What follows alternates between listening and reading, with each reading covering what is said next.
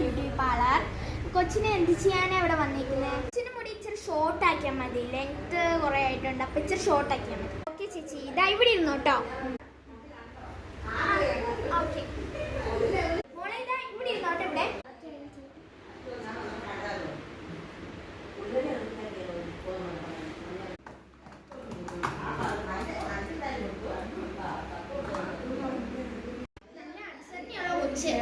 മറ്റേ കൊച്ചാണെങ്കിലോ അയ്യോ.